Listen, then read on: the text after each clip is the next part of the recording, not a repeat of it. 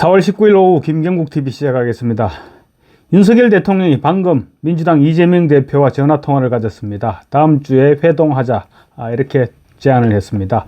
이재명 대표 아마 화들짝 놀랐을 것 같습니다. 물론 수락했습니다. 두 사람이 회동 날짜는 아직 결정하지 않았지만 만남 필요성에 공감한 만큼 일정을 조율해서 아마 다음 주 초쯤 만나지 않을까 이렇게 생각됩니다. 이재명 대표는 윤석열 대통령 취임 이후 8차례인가 그 정도 될 겁니다. 아마 계속 영수회담 노래를 불렀습니다. 그런데 윤석열 대통령 계속 거부하다가 이제 이번에 성사되게 되는 셈입니다. 윤 대통령과 이 대표 오늘 오후 3시 반부터 5분 동안 전화통화가 있었다고 대통령실과 민주당이 밝혔습니다. 이동훈 대통령실 홍보수석은 윤 대통령은 오늘 오후 3시 30분에 이 대표와 통화를 가졌다. 윤 대통령은 먼저 이 대표의 당선을 축하하고 아울러 민주당 후보들의 국회의원 당선을 축하했다고 밝혔습니다.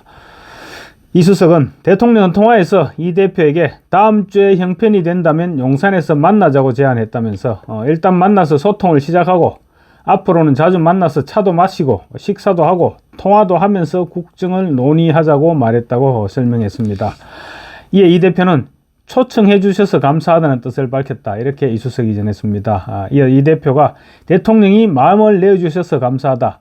대통령 하시는 일에 도움이 돼야 한다고 화답했다고 합니다. 민주당 강선우 대변인은 이 대표는 국가적 과제와 민생 현장에 지금 어려움이 많은 만큼 가급적 빠른 시일 내에 만나자 이렇게 말했다고 밝혔습니다. 강선우 대변인은 윤석열 대통령의 제안을 환영한다. 민생이 어렵다는 말로 모자랄 만큼 국민 여러분의 하루하루가 고되고 지치는 상황이라고 전했습니다. 그러면서 여야 없이 머리를 맞대고 지혜를 모아야 할 때다. 부디 국민의 삶을 위한 담대한 대화의 기회가 될 수 있기를 기대한다고 말했습니다.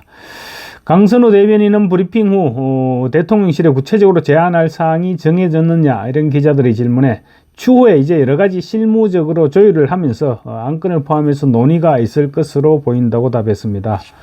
이재명 대표는 그동안 윤 대통령과의 영수회담을 수차례 촉구해 왔습니다. 2022년 8월 당대표 수락 연설 때부터 윤 대통령을 만나 민생정책 공동 추진을 요청할 것이다 이렇게 제안했지만 윤석열 대통령 번번이 묵살했었습니다.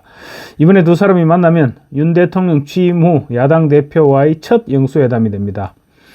윤 대통령 입장에서는 이재명 대표와의 회동을 결심하기까지 아마 상당한 용기가 필요했지 않을까 싶습니다. 총선이 끝난 후 이재명과 조국은 정말 멋대로 말 그대로 내지르기를 계속해왔죠. 국무총리 인선과 관련해서는 어느 누구를 지명하더라도 통과시켜주지 않겠다. 이런 태세를 거듭거듭 강조했습니다. 총리뿐만 아니라 심지어 대통령 비서실장 인선에까지 왈가왈부하는 그런 오만한 아나무인격 태도를 보여왔습니다. 그런 상황에서 윤 대통령이 먼저 전화를 걸어서 만나자고 했습니다. 어쩔 수 없는 선택이기는 하지만 이 또한 최소한의 국정 운영을 위한 것이니 좋은 결과가 나오기를 기대하는 수밖에 없을 것 같습니다. 당장이라도 맞붙을 것처럼 어르렁대던 이재명도 윤석열 대통령이 전화 한 통에 꼬리를 내렸다는 점은 그나마 위안이 되는 부분입니다. 이 대표는 아마 얼떨결에 마음속의 생각을 드러낸 것이 아닌가 싶은데 바로 대통령이 마음을 내주셔서 감사하다라고 말했다는 부분입니다. 겉으로는 큰소리 치고 있었지만 속으로는 내심 조마조마 학수고대하고 있었던 것입니다. 그도 그럴 것이 일단 대통령을 만나고 나면 자신을 수사하고 재판 중인 사법부에 나 이런 사람이야 라는 윗세를 떨쳐볼 수 있다는 생각도 하고 있을지도 모르겠습니다. 아마 그럴 겁니다. 윤석열 대통령이 전반기 내내 범죄자 이재명을 만날 경우 사법부에 잘못된 시그널을 줄 수 있다는 측면에서 만나지 않았죠. 그런데 어떻게 보면 이번 회동 제안이 다소 굴욕적이기는 합니다. 그렇지만 국정 운영을 위해서는 어쩔 수 없는 선택입니다. 국민을 위해서 또 못할 것이 뭐가 있겠습니까? 이제 공은 이재명에게로 넘어갔습니다. 윤 대통령이 대성적 차원에서 손을 내밀었으니 이재명이 어떤 화답을 할지 이제 지켜봐야겠죠. 분명한 것은 윤 대통령이 힘겹게 내민 손을 이재명이 뿌리칠 경우 본인에게도 결코 도움이 되지 않을 거라는 사실입니다. 국민들은 지금 거대 야당을 만들어주기는 했지만 국정 운영의 발목을 잡으라고 거대 야당을 만들어줬던 것은 결코 아니기 때문입니다. 정부를 견제하되 민생을 제대로 살피라는 의미라는 점을 잊어서는 안 될 것입니다.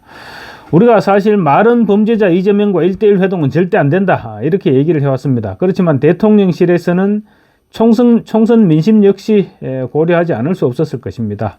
또 지금 국민의힘은 당대표가 지금 부재 중이죠. 그런데 앞으로 지금 비대위 체제로 전당대회가 치러질 때까지는 앞으로 몇 개월 동안은 당대표가 부재 중 상태입니다.